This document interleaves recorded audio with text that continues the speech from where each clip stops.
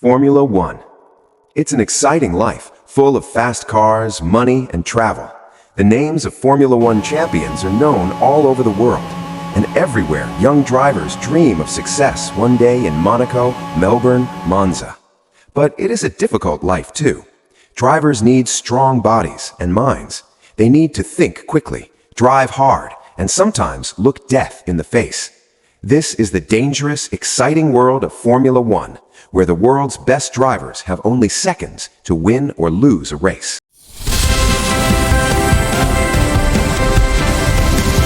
Chapter 1. The Greatest Race. On the 13th of May 1950, 21 drivers started their engines at a racetrack in Silverstone, England. It was the first race in the new Formula One World Championship.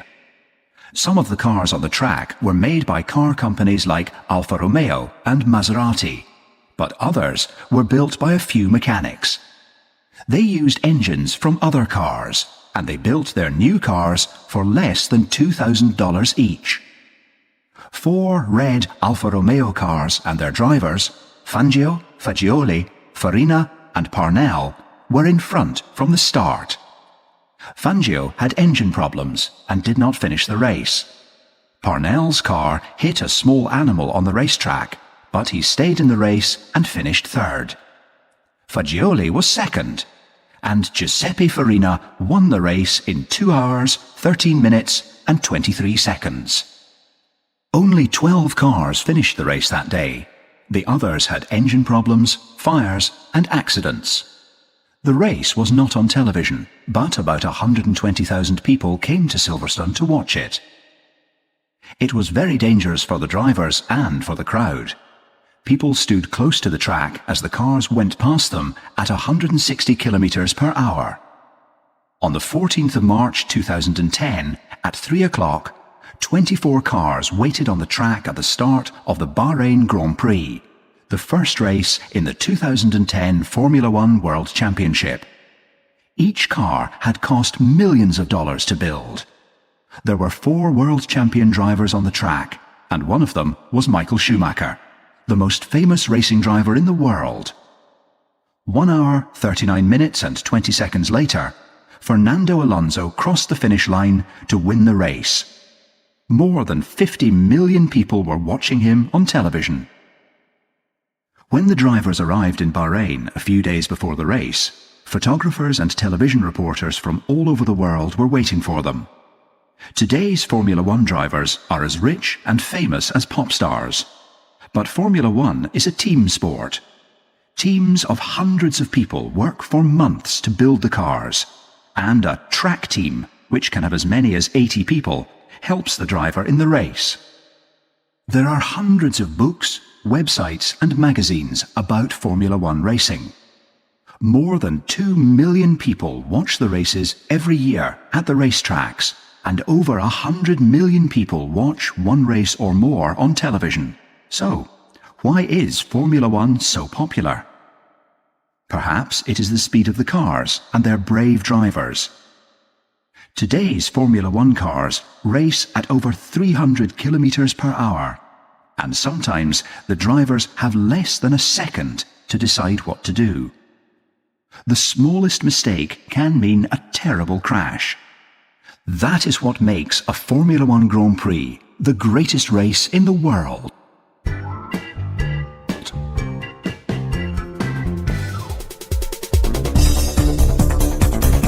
Chapter 2. What is Formula One? There are lots of different car races, with different cars and different rules. Some races are on tracks, but others are on roads or even through fields. The International Automobile Federation, FIA, makes rules called formulas for some types of car race. What engines the cars can have, how big the cars are, how the drivers must race, and what technologies the teams can use. The answers to all of these questions are in the formula. There are different formulas for different types of car race. but the formula for some of the fastest and most powerful cars is Formula One.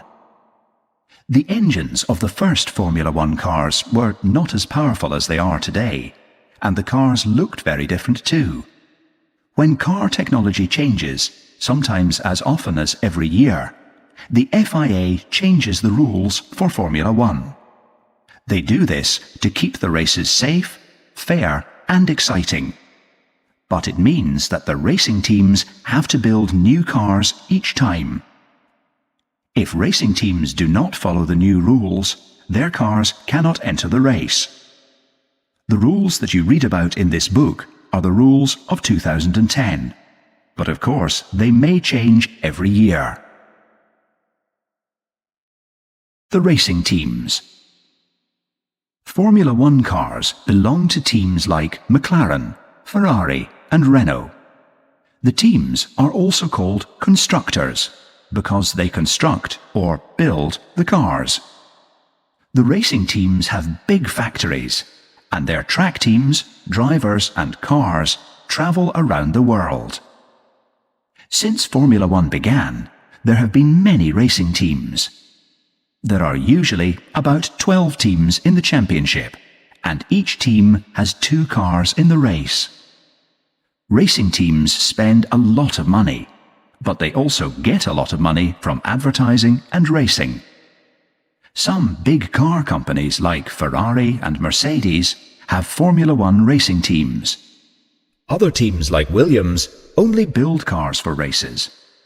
Some companies that do not usually make cars, like Red Bull, have racing teams to advertise their companies.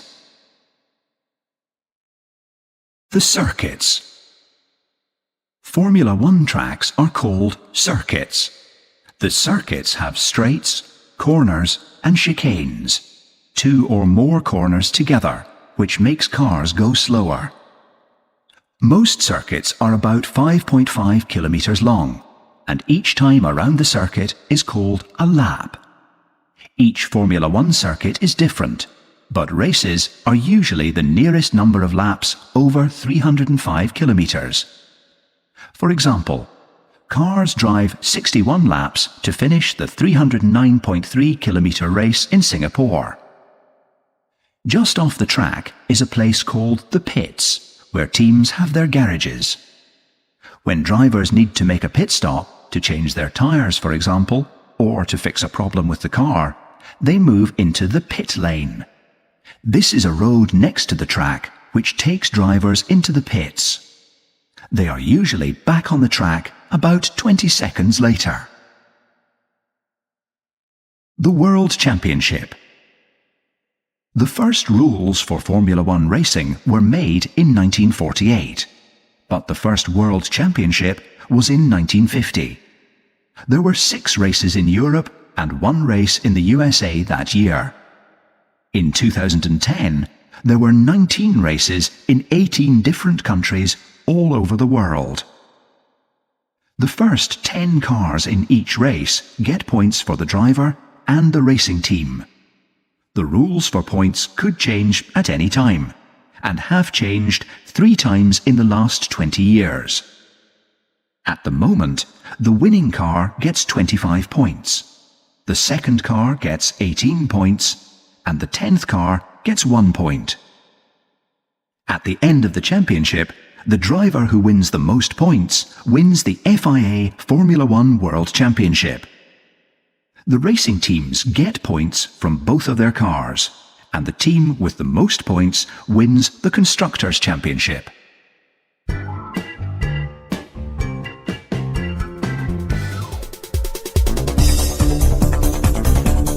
Chapter 3.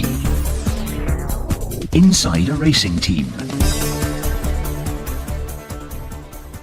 The last Formula One race of the championship is usually in November. A long time before that, the teams have begun to get ready for the next year. In the summer, the FIA makes the rules for the next year, and racing team designers start to design the new cars. It is very important to have the best car, so each Formula One team's designs are secret. The racing teams have very big factories. For example, 500 people from all over the world work in one team factory in the UK. In the factories, different groups of people design and build the body, the engine, and other parts of the car. How air moves over something like a car or a plane is called aerodynamics. A car has good aerodynamics if the air can move over and around it easily. Having good aerodynamics is very important in a race because it helps the car to move fast and to stay on the track. Most team factories use special rooms called wind tunnels to test their designs. In a wind tunnel, machines move air over models of the car. Parts of the car with bad aerodynamics are changed. To make the body of the car, engineers use a very light and strong material called carbon fibre. New carbon fibre parts are heated for hours to make them strong. To make all of the parts in time, the factories often work 24 hours a day. Formula One cars have some of the best car engines in the world. Every year, people make small changes to the engines, and this can take months. In the factory, computers test the engines at different temperatures and speeds. They use computer models of different race circuits to see how the engines will work in each one. The engineers make a lot of changes, and after each change, they test the engines again. When the car is ready, test drivers drive it on a track. They check how quickly the car can stop when the driver uses the brakes, how it goes around corners, and many other things. The drivers talk to the engineers and changes are made to the car. Different racing teams often test the cars at the same track, so it is a great chance to watch the other team's cars. Each team takes a lot of people to the circuit for the race, perhaps as many as 80 people for a big team. Formula One circuits are all over the world, and teams have to move about 25,000 kilograms of parts and equipment to each circuit on time. Teams can only take 2 cars with them, but they can take a lot of extra parts.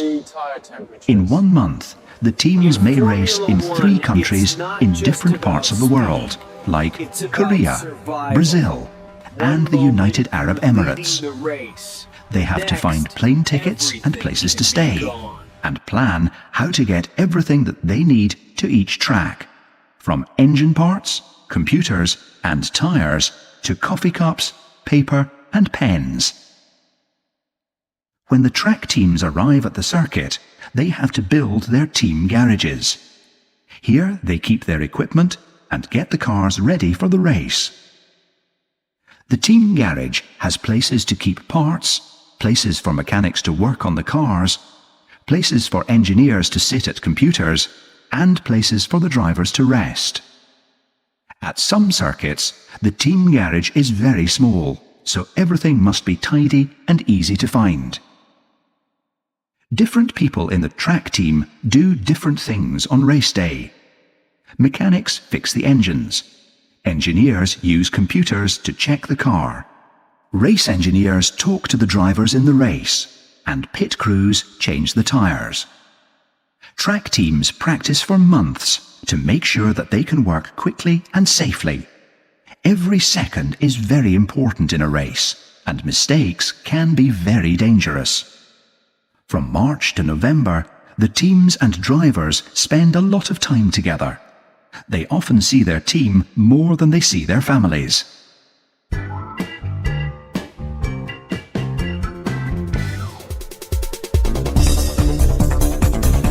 Chapter 4. Race Weekend. Formula One races are usually on Sundays, but things start to happen several days earlier. Pop bands play in the city, drivers talk to TV reporters, and rich people go to Formula One parties. At the track, the crowds can see the drivers practice. watch dancers, and look at Formula One cars from the past. There are often other car races too, like the Porsche Super Cup. Sessions on the track. A few days before the race, the drivers may walk around the circuit with their race engineers and discuss how to drive the race. They already know every part of the track because they have usually practiced driving it on a computer. Then there are two types of session, time that the drivers spend driving on the track. Between Thursday and Saturday, there are 3 practice sessions. The drivers drive around the circuit to test the cars and think about how they are going to race. Where are the best places to overtake, to get past other cars? What is the best way to get around each corner? At the same time, machines in the car called sensors send information about the car to the team engineers. How is the engine working? Are the aerodynamics correct for this circuit? How fast is the car on each corner? The engineers use this information to make small changes to the car before each race. In the qualifying session on Saturday afternoon, the drivers race around the circuit and try to get the fastest time for one lap. Getting a fast time is very important because the cars start the race in different places. Lines on the track, called the starting grid, show where the drivers must wait at the beginning of the race. The fastest drivers start the race at the front of the grid, and the slowest drivers start at the back. The place at the front for the fastest driver is called pole position. After the qualifying session, the teams cannot make any more changes to their cars. The race. About 10 minutes before the start of the race, there are mechanics, photographers, engineers, drivers, and a lot of other people on the grid. The drivers are drinking water, walking around, or putting on their fireproof suits and helmets. About 2 minutes before the race, everybody leaves the track, and the drivers are ready. When the green lights at the start line are turned on, they drive one lap to heat their engines and their tires. Then they stop in their places on the grid. A few seconds before the race, the drivers are watching 5 red lights at the start line. The race starts when the red lights are turned off. Just 3.8 seconds later, the cars are moving at 160 kilometers per hour. They all want to overtake other cars before they get to the first corner. Drivers go very fast on the straights, then use their brakes at the last moment to make the cars go slower at the corners. If a driver goes into a corner too fast, his car may start turning in circles or go off the track. Corners are good places to overtake other cars, but the driver in front may move across the track as he goes into a corner. This makes it more difficult for the car behind to overtake. Drivers often follow other cars very closely before they try to overtake. This is because more air hits the car in front and less air hits the car behind, so the second car can go faster. Sometimes the drivers make mistakes. They drive off the track, hit other cars, or crash into walls called crash barriers at the side of the track. When they crash, parts of the car can fly across the track and hit other cars. The track team works very hard to help the driver in the race. Sensors in the cars tell the engineers things like how hot the tires are, how well the brakes are working, how fast each lap is, and how much fuel the engine is burning. The race engineer gives the driver information about the car, warns him about problems, and tells him things like how far he is behind or in front of other drivers. He also talks to the driver about when to come into the pits. Flags also give the driver information during the race. A yellow flag means that there is a problem on the track, and drivers cannot overtake. A red flag means the race has stopped. A white flag tells a driver about a slow car on the track, and a black flag tells him to leave the race. Cars usually have between 1 and 3 pit stops in each race. The pit crew has about 20 people in it, and each person has a different job. It takes 3 mechanics to change each tyre, and they can do this in about 4 seconds. Other mechanics check the car, fix small problems, or tell the driver when to leave the pits. In the past, they put extra fuel into the car, but in 2010, the cars had to start with enough fuel for the race. The car can be back in the race just over 20 seconds after it drives into the pit lane. In that time, the other cars in the race can travel 1.5 kilometres. Choosing the right time for a pit stop is very important. If the car goes into the pits at the wrong time, it will go back onto the track behind a slower car. When it is going to rain, the team must decide when to have a pit stop and put on wet weather tyres. If they change the tyres too early, wet weather tyres will make the car slower. If it rains hard before they can change the tyres, it will become difficult for the driver to stay on the track. Engineers watch the weather every minute on their computers. They need to know what the temperature and the wind is like on the track, and when it is going to rain, how hard, and for how long. It takes a fantastic driver and track team to win a Formula One race, but you also need a lot of luck. Other drivers can crash into you, or you can hit something on the road. And in a race, the brakes and some parts behind the engine can get as hot as 750 degrees Celsius.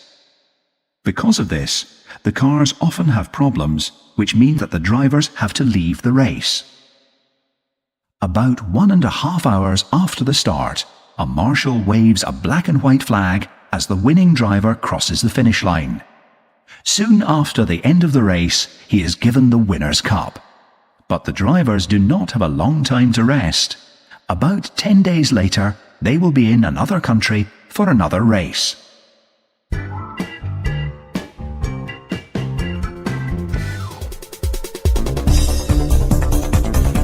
Chapter 5. How it all began. Only 10 years after the first cars were made, people began to race in them. On the 11th of June 1895, 25 cars and their drivers left Portimao, Paris, at the start of the world's first real car race. The race was from Paris to Bordeaux and back again, a distance of 1,190 kilometres.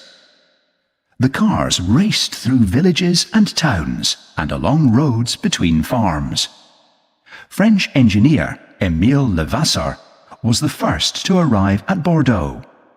A second driver was waiting in Bordeaux to drive the car back to Paris, but nobody could find him when Levasseur arrived. In fact, he was asleep in a hotel. Levasseur ate some sandwiches, had a short walk, and drove back to Paris.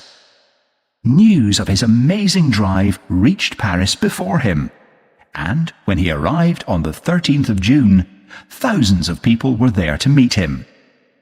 He finished the race in 48 hours and 47 minutes, but he was nearly 6 hours in front of the next car.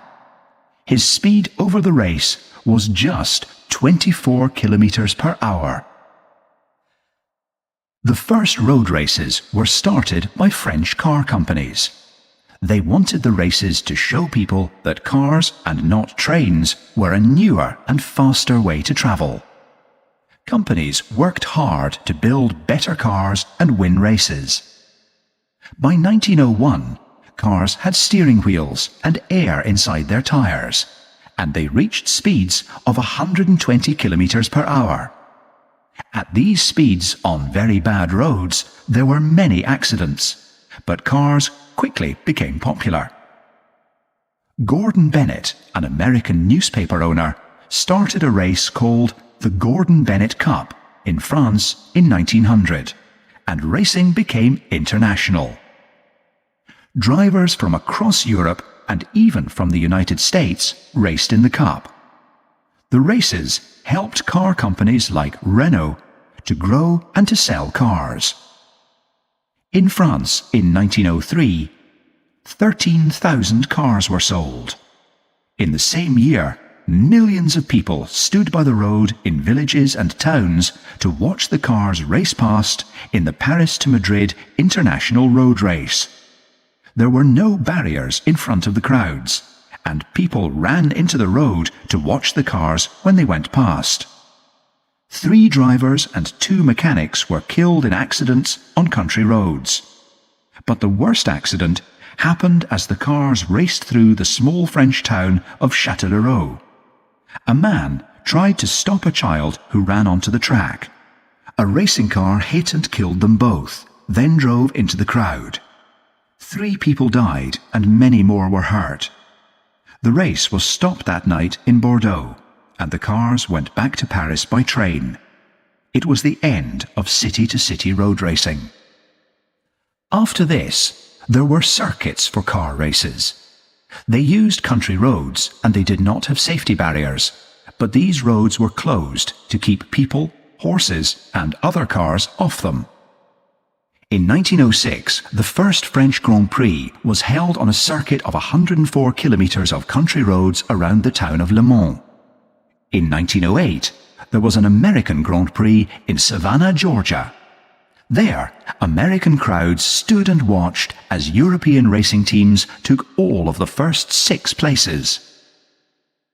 Car racing stopped for the First World War between 1914 and 1918. The first racing cars had been big and heavy, and they had huge 14 or 18-litre engines. But after the war, Italian companies like Fiat and Alfa Romeo designed much better cars. Their engines were smaller but more powerful, and the cars were much lighter too. Later, Adolf Hitler gave money to German car companies because he wanted to show the world that Germany was strong. By 1939, German companies like Mercedes-Benz and Auto Union were building the best racing cars in the world. In tests, they reached speeds of 300 kilometers per hour. Then racing stopped again for the Second World War. Grand Prix racing started again in 1946, and in 1948, the FIA made a new formula for racing cars, Formula One. At the time, Formula One cars could have big 4.5-litre engines or smaller 1.5-litre engines with a supercharger. A supercharger is a machine which pushes air into the engine to make it burn petrol better. In 1950, the Formula One World Championship began. Alfa Romeo cars won 6 of the 7 races that year, and the real battle was between 2 Alfa Romeo drivers, Italian Giuseppe Farina and Argentinian Juan Manuel Fangio. Farina became the first world champion, but Fangio won the championship the next year. Since the first Formula One races in the 1950s, car technology has changed a lot. The cars have become lighter, faster and safer, and they have better aerodynamics. Each year, teams try to design the best cars. Each year brings new cars, new teams, new battles and new champions.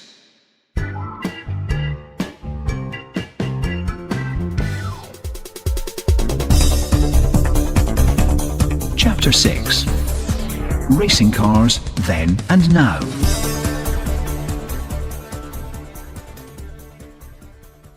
In 1958, crowds watching practice sessions in Buenos Aires laughed at a funny car on the track. Its engine was in the wrong place. The car was driven by British driver Stirling Moss. At the time, all Formula One cars had their engines at the front. But in Moss's car, the engine was behind the driver, The next day, Stirling Moss won the Argentinian Grand Prix. Engines. Stirling Moss's funny car was built by the Cooper Racing Team. Putting the heavy engine behind the driver in the middle of the car made it easier for Moss to turn at the corners. The front of the car was also lower, so it had better aerodynamics. Because of this, it used less fuel, and this made it lighter and faster. Soon, all Formula One teams put their engines behind the driver. Racing teams are designing better engines all the time, but this means faster cars. Sometimes the FIA changes the rules about engines to make the cars slower and safer again. In the past, Formula One cars had much bigger engines. In 2010, Formula One cars used a 2.4-litre V8 engine. Each year, clever engineers find new ways to make these smaller engines more powerful, so the cars go faster again. At the start of the race, today's cars can go from 0 to 100 km per hour in just 1.7 seconds. Aerodynamics. When a car moves, the air pushes on it, so there is a force on the car. We call this force drag, and it stops things from going fast. The first Formula One cars had big square shapes, so they made a big hole in the air when they moved forwards. Today's cars are thin and have good aerodynamics. Air moves easily over the car, so there is less drag.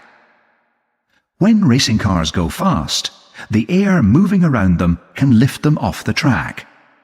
How well a car holds onto the track is called grip. Good grip is very important at corners, because the forces on the car try to move it in a straight line off the track. At high speeds, old Formula One cars lost grip easily, and they often turned over and crashed. Then, in 1968, a Lotus car appeared in the Monaco Grand Prix with two small wings at the front. Today, all Formula One cars have wings at the front and back. They are the opposite shape to aeroplane wings, and this means that air moves faster under the wing and slower over it. Because of this, a force pushes the wing down. This is called downforce, and it keeps the car on the track. Racing teams use computers and wind tunnels to study how the air moves around and through their cars. They want less drag to make the car move faster, and more downforce to make the car stay on the track. The cockpit.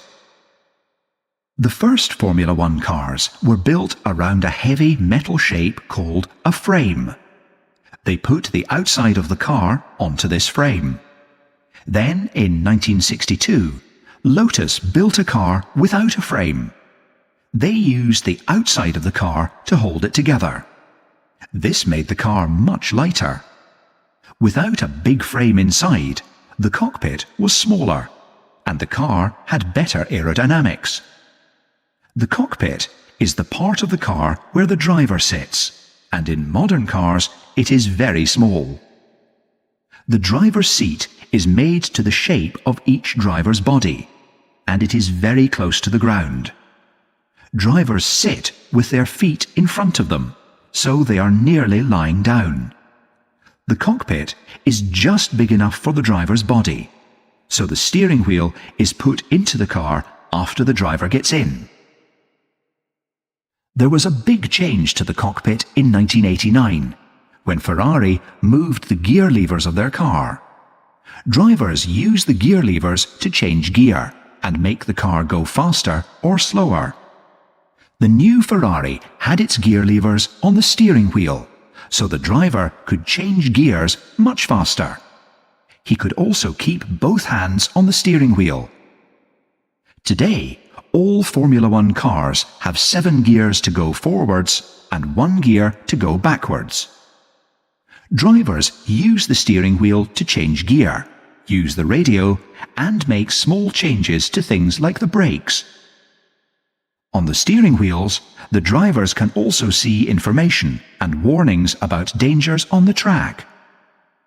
Formula One steering wheels are much smaller than the steering wheel in a family car, but they cost over $30,000 each.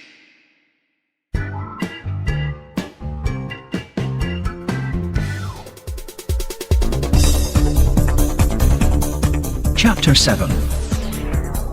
Making the sport safer.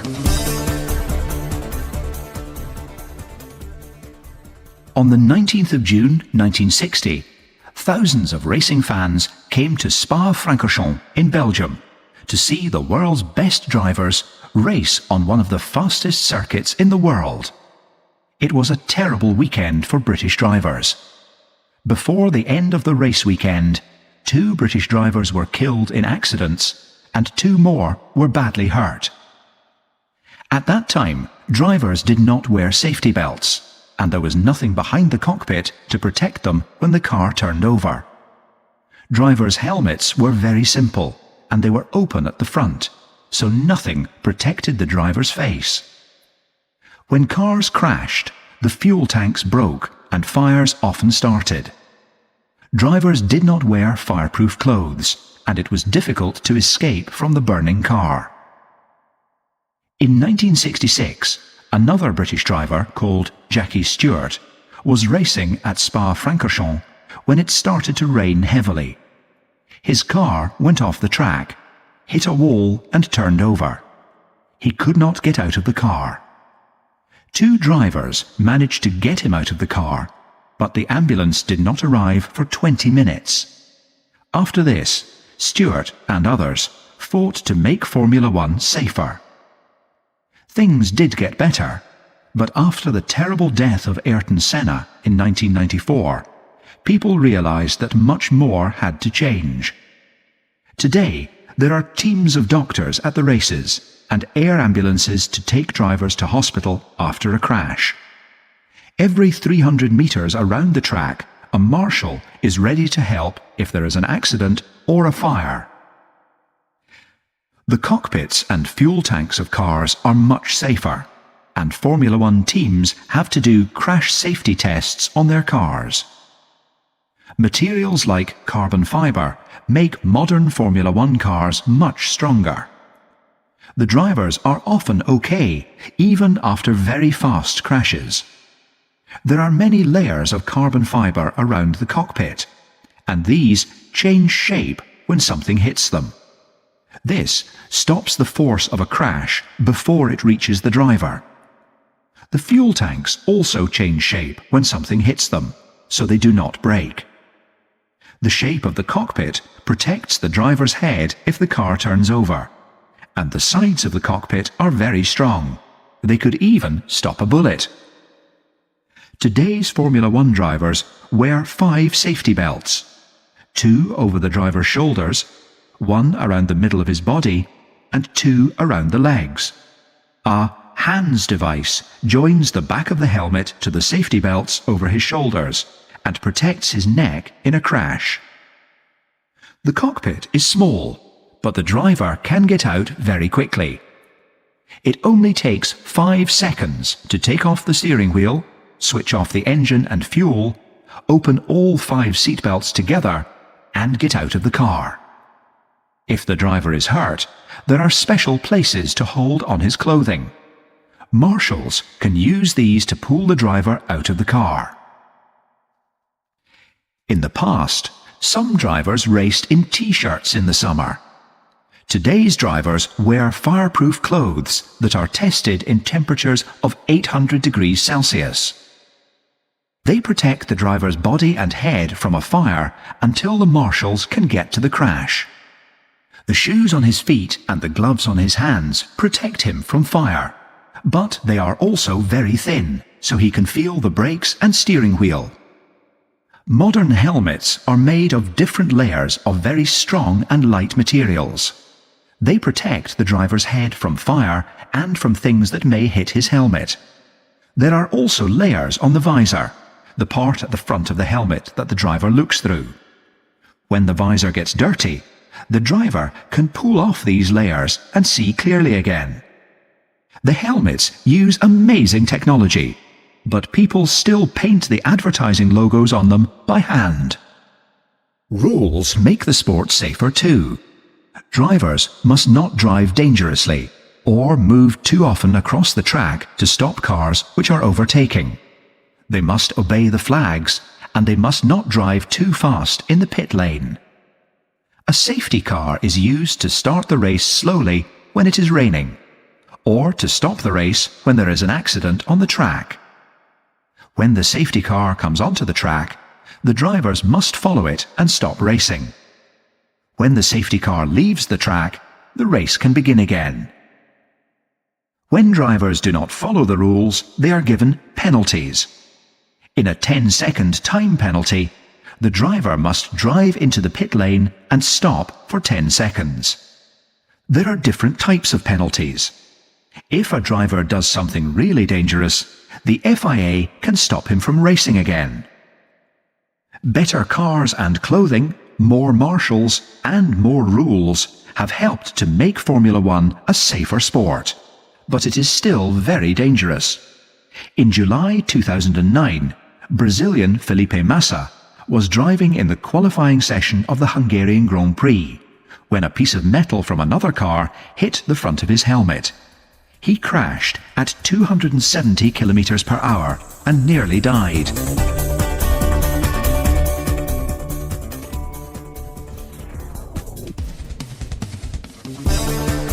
Chapter 8: Becoming a Driver.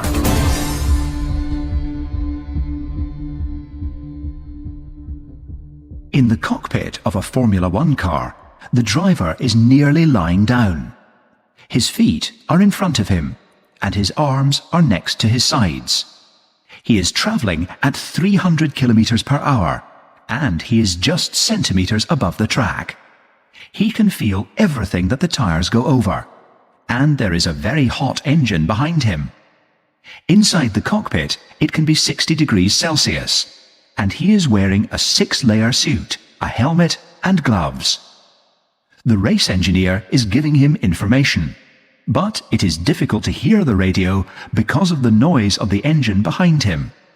It is raining hard. Water from the car in front is hitting his visor, and it is difficult to see the track. He has to overtake the car in front of him, but it is harder to brake in the rain.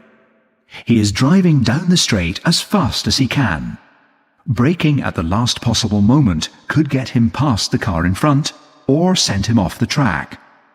So what kind of person becomes a Formula One driver, and how do they learn to race? Starting out. There is only one way to become a Formula One driver. You have to win races. Drivers race in other types of car for years before they get into a Formula One team.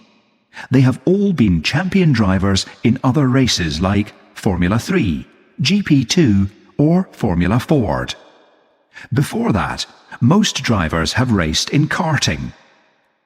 World champion driver Jenson Button started to race in karts when he was just 8 years old.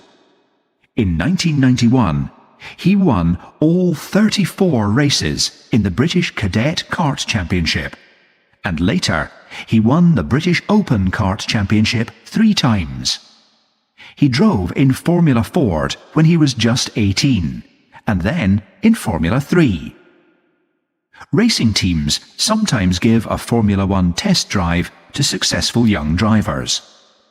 Jenson Button won a place in a Formula One team after 3 tests. In his 3rd test, he raced a Formula 3000 driver for his place and won. The stories of most Formula One drivers are the same. They have all worked very hard, and they have all won a lot of races. Driver fitness. In a Formula One race, a driver's heart beats about 190 times per minute.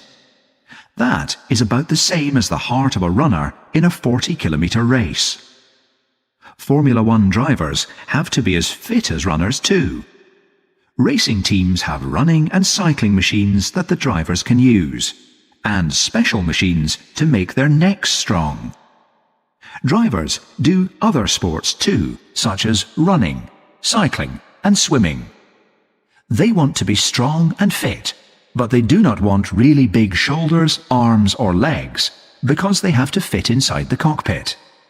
Drivers need very strong necks when they are racing. When the car stops or goes into a corner, forces push their heads forwards or to one side. These are called G-forces. Normally, a driver's head and helmet are nearly 8 kilograms. At a corner, the G-forces on the driver's neck may make his head feel like 32 kilograms. That is like lifting a heavy suitcase with your neck. Most drivers prefer to eat healthy food, so team cooks make special food for them. In the days before a race, they eat different foods to give them lots of energy. Just before the race, the drivers drink a lot of water. In the hot cockpit, they lose a lot of water from their bodies. A driver can lose 3 kilograms in one race. Getting ready for the race. People react when something happens. For example, when you fall, you react by putting your hands in front of you. In races, drivers react very quickly to what is happening around them. Drivers often use special machines and computer games to learn to react faster. They drive the circuits on computers, and they also learn to see and drive the circuits in their heads. This is called visualization, and it helps them to do the right thing in the race. Try to look at something very carefully for a few minutes, and see how difficult it is to concentrate on it for a long time. Drivers must concentrate on the track and the cars around them all the time in the race. Some drivers do Tai Chi or other exercises to help them to concentrate. Just before the race, drivers often close their eyes, do exercises, or listen to music. This helps them to forget about everything before the race. When they are sitting on the grid, the TV cameras of the world and tens of millions of people are watching them.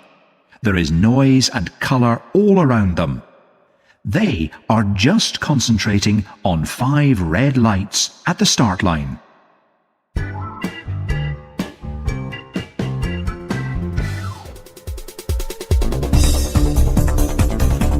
Chapter 9. Great drivers.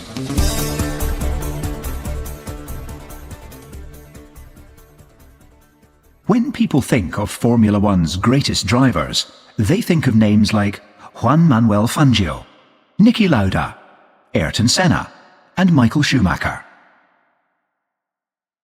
Juan Manuel Fangio.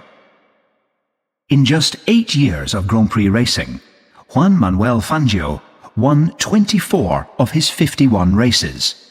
He was world champion 5 times. Fans remember him most for the way he went around corners, very fast, with the car going across the track and smoke coming from the tyres. Fangio was born in Balcarce, Argentina, in 1911. He started working as a mechanic when he was just 11 years old. In 1934, he built a Ford car from old parts, and he began to race. At the time, South American road races were thousands of kilometers long. Fangio became the Argentine national champion in 1940 and 1941, but he still worked as a mechanic. Then, in 1949, the Argentine Motor Club sent a racing team to Europe, and Fangio raced in Formula One cars for the first time. He quickly began to win Grand Prix races. The Formula One World Championship began in 1950, and in 1951 he became world champion. In June 1952, Fangio missed a plane, so he drove through the night from Paris to a race at Monza in Italy. He was very tired in the race, and he went off the track. Fangio was thrown out of the car and he broke his neck. The accident nearly killed him, but he got better. In 1953, he won the Carrera Panamericana, a 3,000-kilometre road race across Mexico. Then Fangio won the Formula One World Championship every year from 1954 to 1957. Fangio was 46 years old when he won his last championship after a fantastic race in the 1957 German Grand Prix. His Maserati car was in front of Ferrari drivers Peter Collins and Mike Hawthorn when he went into the pits. After a slow pit stop, he came back onto the track 30 seconds behind them. There were 11 laps left in the race. In the next 10 laps, he got closer and closer to the Ferraris. There was only 1 lap left.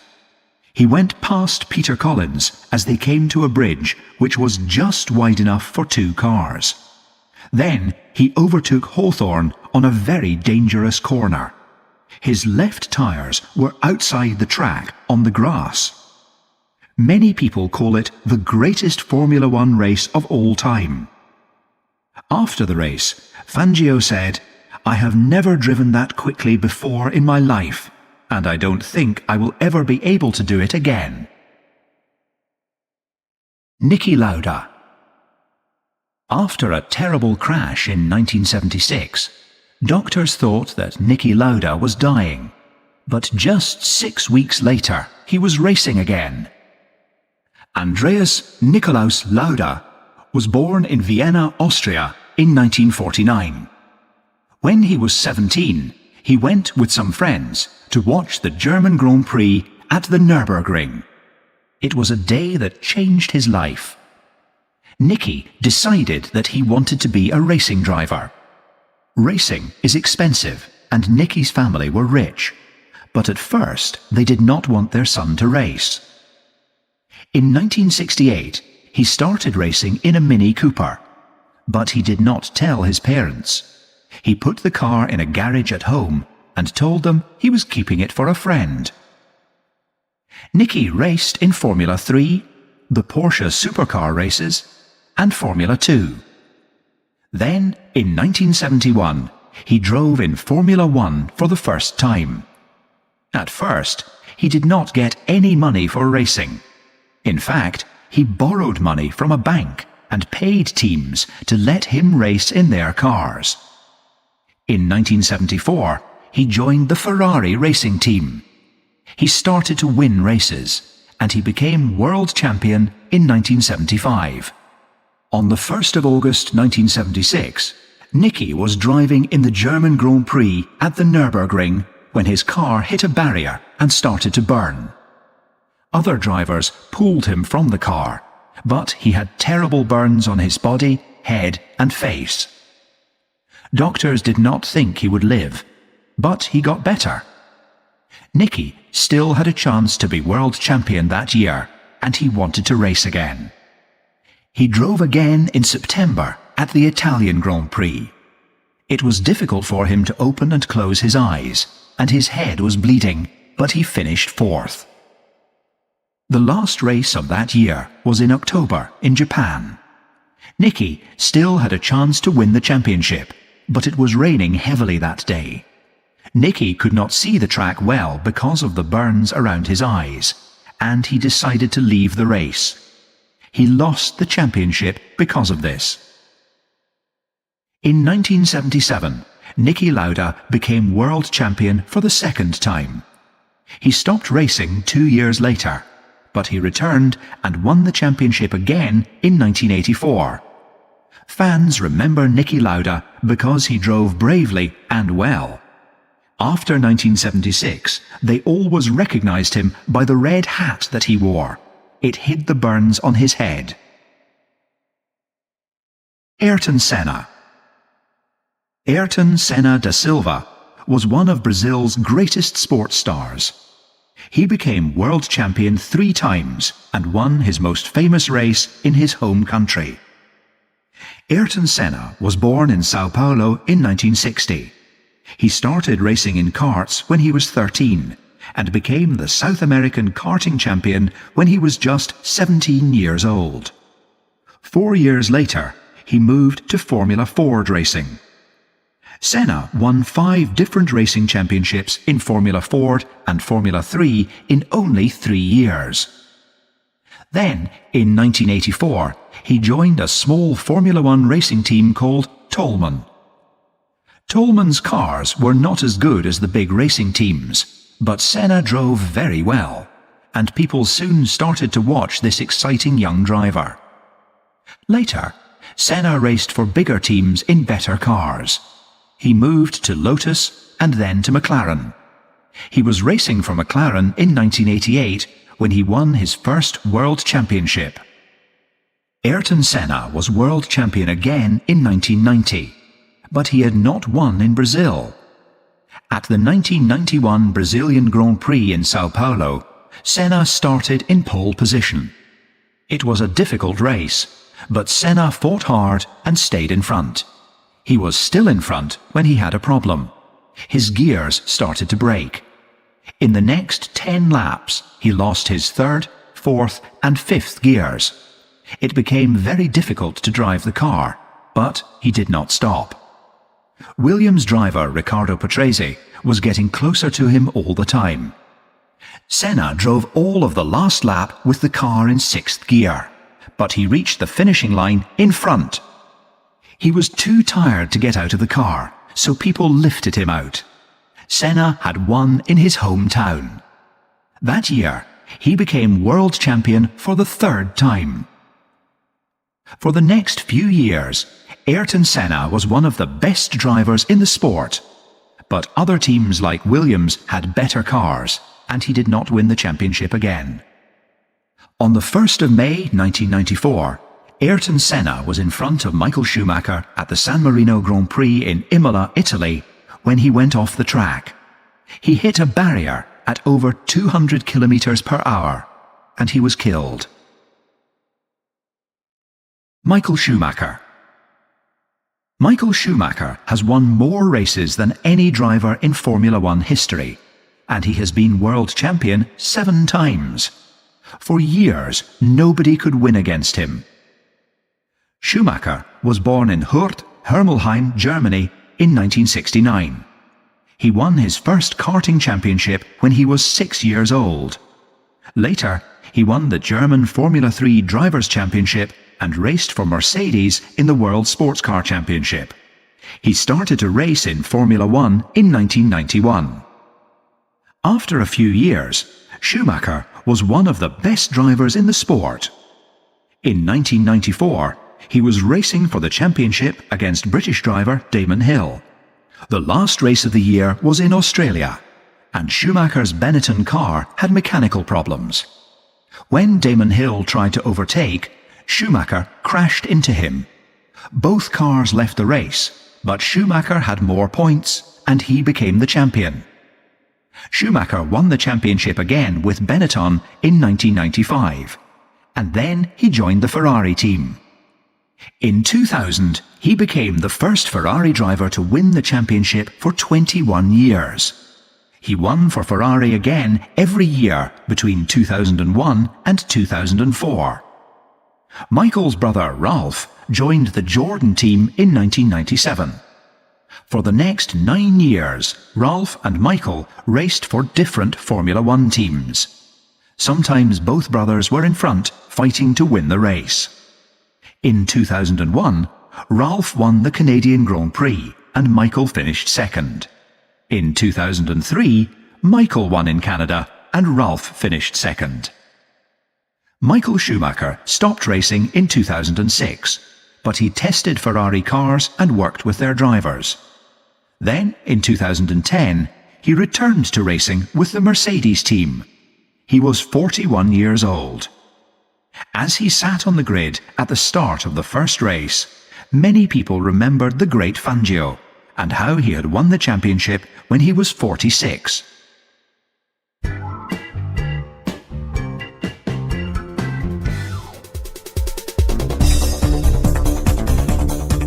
Chapter 10. The Circuits.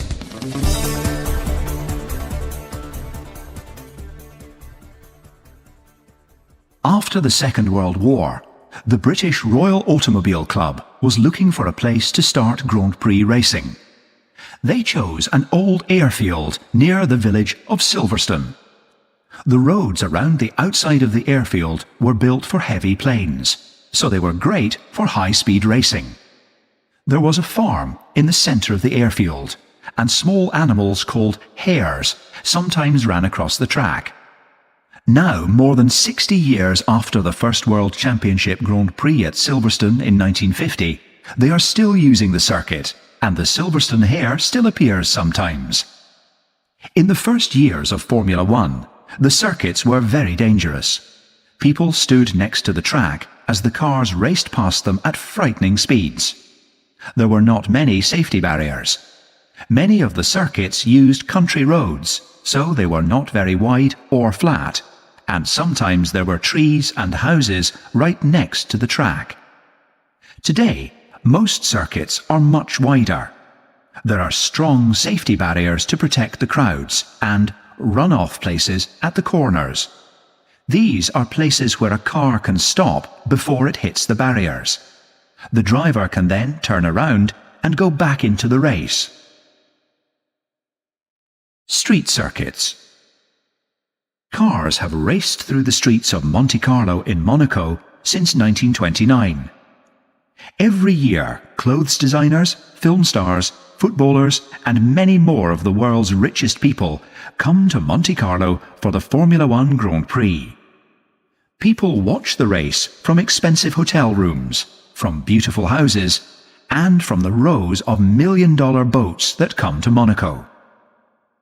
In Monte Carlo, as the cars race down the hill at over 200 kilometers per hour, they brake at Mirabeau Corner, go faster, then suddenly brake again to get around Grand Hotel Corner, the slowest corner on any circuit in the world. They take it in first gear at about 48 kilometers per hour. After two more difficult corners, the cars go into the tunnel under the Hôtel de Paris. When they come out into the bright light outside, they are travelling at about 280 kilometers per hour. Soon, they have to brake hard again to go through the difficult left-right corners of Nouvelle Chicane. Monte Carlo is the most difficult and dangerous Formula One circuit in the world. In the city streets, there is no place for the cars to go off the track. If the drivers make a mistake, they will hit the barriers. Today, a lot of circuits are built near to big cities like Istanbul, Shanghai, and Kuala Lumpur, but they do not go through the centre of the city. However, city racing is becoming popular again. In 2010, there were street races in Melbourne, Monte Carlo, Valencia, and Singapore. Designing modern circuits. On the 21st of August 2005, Kimi Räikkönen crossed the line to win the Turkish Grand Prix. It was the first Grand Prix race on the Istanbul Park track, and the drivers and crowds loved it. There were good corners for overtaking, some difficult chicanes, and long straights, where the cars reached 320 kilometers per hour. To make tracks like the Istanbul Park circuit, designers use ideas from famous tracks around the world. Parts of the Istanbul Park circuit are like Monza in Italy, Spa-Francorchamps in Belgium, and Interlagos in Sao Paulo, Brazil. Circuit designers want to make the track difficult but safe for drivers and exciting for the crowds. Most circuits used to be in Europe, but now you can watch races all over the world, from Australia to the United Arab Emirates, and from Canada to Korea, and the newest circuits are some of the best. It took 14,000 people and $1.3 billion to build the fantastic new Yas Marina circuit in Abu Dhabi. It uses ideas from street circuits like Monaco and Singapore.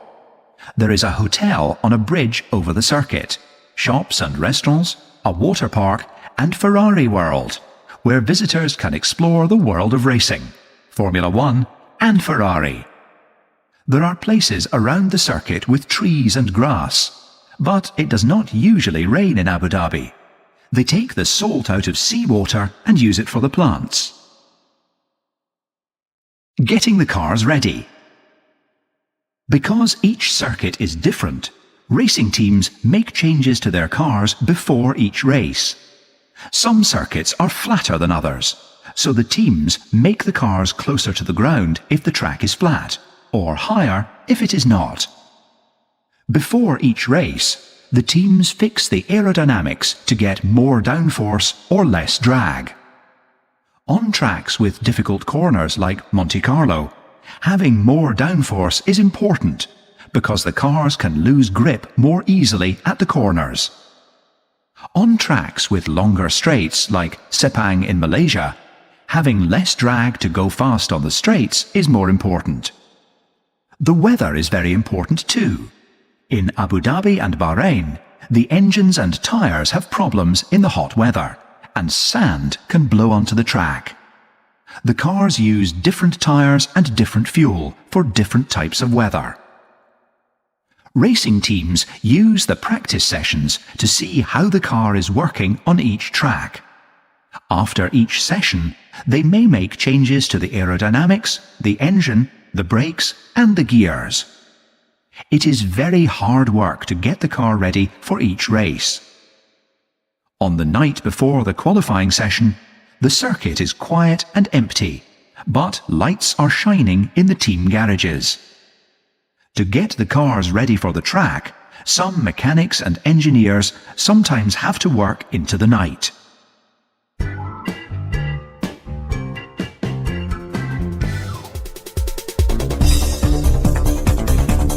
Chapter 11.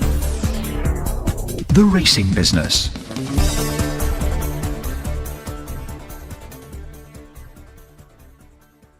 In the 1950s, the best drivers in the sport were paid about $10,000 a year. Today, racing teams pay some drivers between $10 and $25 million a year. And in 2010, Michael Schumacher received $31 million. Some teams spend several $100 million to design, build, and race the cars. Where does the money come from? The first racing teams were started by car companies to sell their cars. Later, racing teams put the logos of other companies on their cars to get things like free tyres and fuel. In the 1970s, Formula One races began to appear on television, and by the 1980s, all the races were on television. It was great for advertising, so cigarette companies paid money to the teams and put their logos on the cars.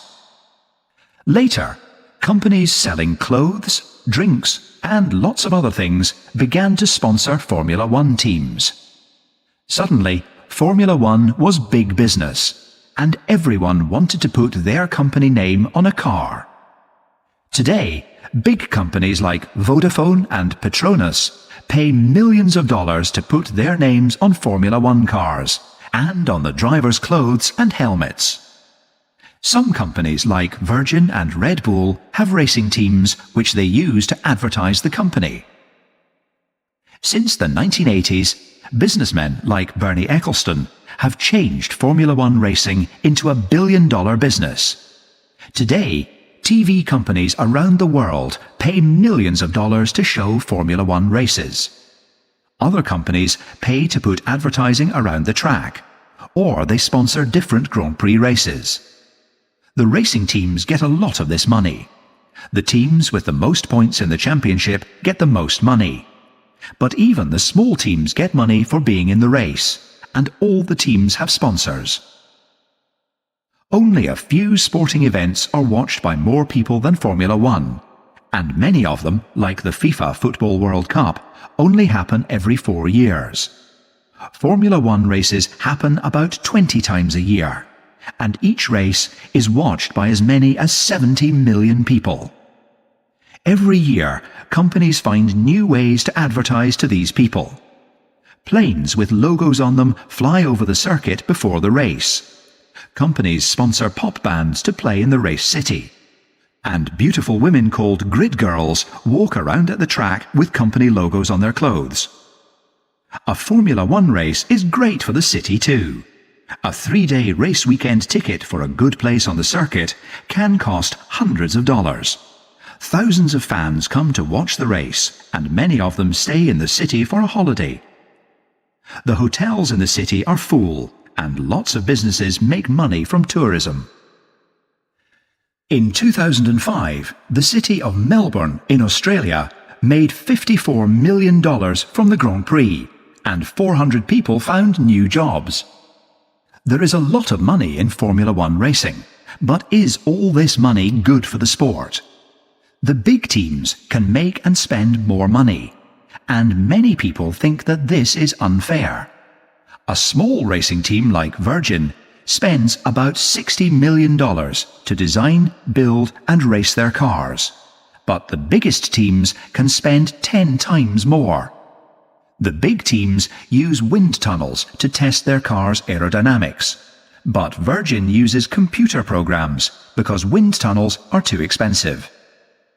The big teams can make the best cars, and they can pay the best drivers too. They win more races, and so they get more money from their sponsors. Some people want the FIA to make a rule about how much money the teams can spend on their cars. Some big teams do not want to do this. Sometimes people may try to cheat. In 2007, information about the Ferrari team's car was found near the home of someone in the McLaren racing team. McLaren's engineers said that they did not see or use the information, but the team lost all of their points for that year, and they had to pay $100 million as well.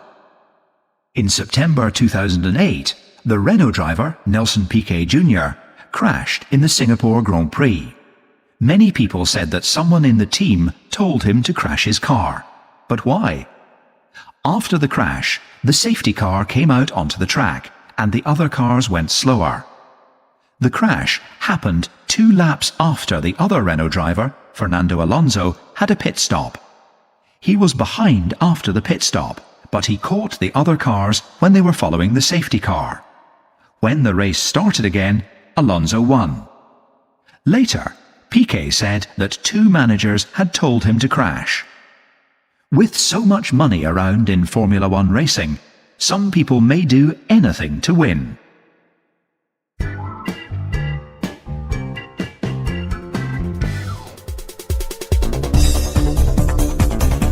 Chapter 12. Into the future.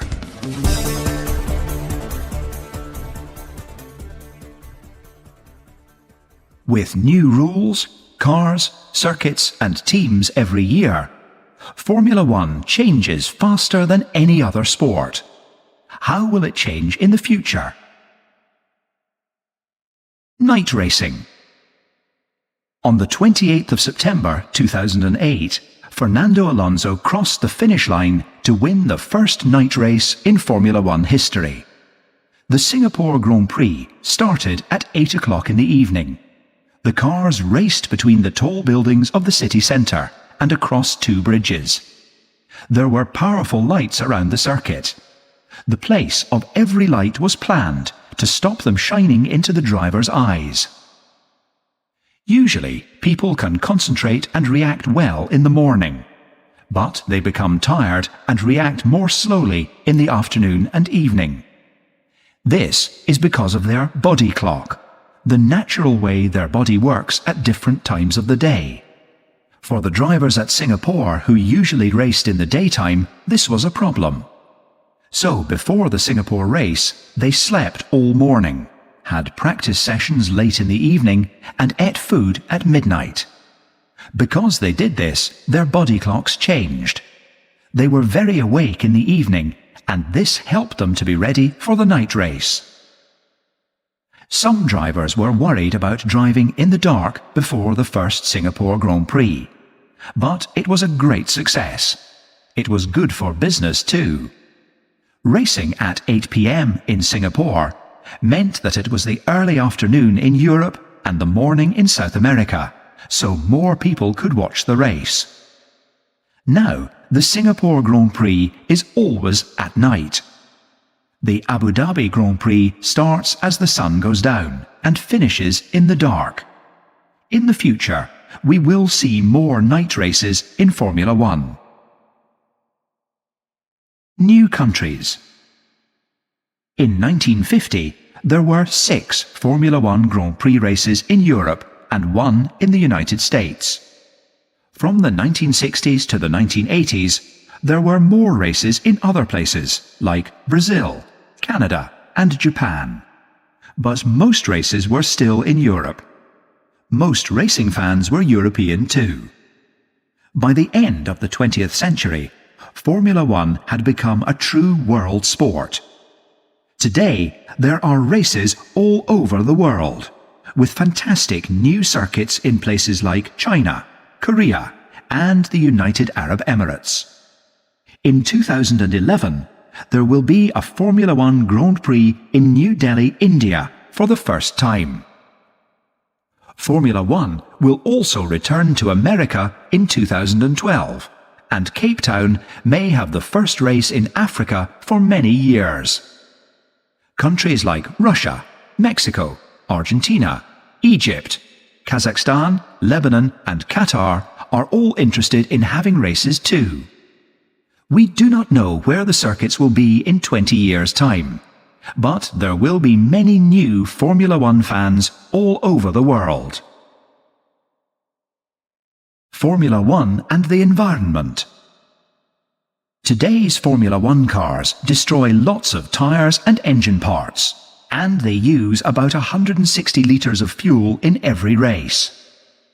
Making each car uses a lot of energy and materials, and racing teams fly people and equipment all around the world. Formula One racing is not good for the environment, but racing teams are always working to make Formula One cars work better, and this is good for the cars on our roads too. Today's family cars are safer and have better aerodynamics and engines because of technologies from Formula One racing. Because of this, they use less fuel, and that is good for the environment. When cars brake, the energy that the car has when it is moving is changed to heat. In 2009, some Formula One teams used a new technology called KERS. KERS takes energy from the brakes and saves it. The driver can use this energy later when he needs extra power. In the future, we will use KERS in many road cars. If we take energy from the brakes and use it again, we can save fuel. Racing teams are starting to think of other changes too. Future Formula One engines will be smaller and they will burn less fuel. They may also use new fuels like bioethanol, which is made from plants.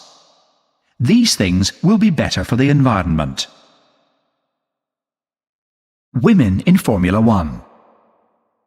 There have only been a few women drivers in Formula One, and Leila Lombardi is the most famous. She raced in the World Championship between 1974 and 1976, and finished 6th in the 1975 Spanish Grand Prix. No woman has ever won a Formula One championship race. Some people think that Formula One racing is more difficult for women because of the forces on the drivers' necks when they brake or go around corners. However, there are a lot of very successful women drivers in other car races. Danica Patrick, Milka Duno, and Sarah Fisher race American Indy cars. Indy cars look like Formula One cars, and they often reach the same speeds too. In Japan in 2008, Danica Patrick became the first woman ever to win an IndyCar race. In 2009, she finished 3rd in one of the most famous and most difficult races in the world, the Indianapolis 500. We may see Danica in a Formula One racing team one day. But why are there not more women drivers in Formula One? Most drivers start racing in karts when they are children, and parents more often give boys the chance to do things like this. Because racing is expensive, drivers have to find sponsors, and it is often more difficult for women to find them. Championships like the IndyCar races have helped to change people's ideas about women drivers. Today, more people are helping women drivers to start racing, and more companies are sponsoring them too. In the future, more women will race in Formula One. Many people hope that one day a woman will be world champion.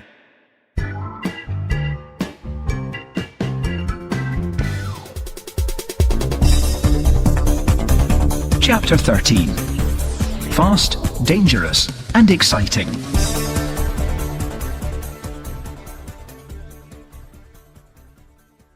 Jamaica in the Caribbean is not famous for car racing. Although the island has a karting track, there is no Formula One circuit anywhere in the Caribbean. On a hot afternoon in May 2008, Sebastian Buemi drove a Red Bull Formula One car along Trafalgar Street in New Kingston, the Jamaican capital. There was only one car on the street, and Buemi did not drive very far. But he went as fast as he could on the short track. He turned the car around and around, and smoke came from the tires. Thousands of Jamaicans came and watched Buemi. They waited for hours in the hot sun for the best places. They wanted to hear the noise of the powerful engine, smell the burning tires, and see a real Formula One driver. They stood along the street, watched from roofs and windows, and climbed trees to get better photos. Children sat on their parents' shoulders and waved at the driver. There are Formula One fans all over the world, even in countries like Jamaica, where there are no races. It is one of the world's most popular sports, because it is fast, dangerous, and exciting. And who knows? Somewhere under the bright sun, in the thousands of faces along Trafalgar Street, perhaps there was the face of a future racing driver.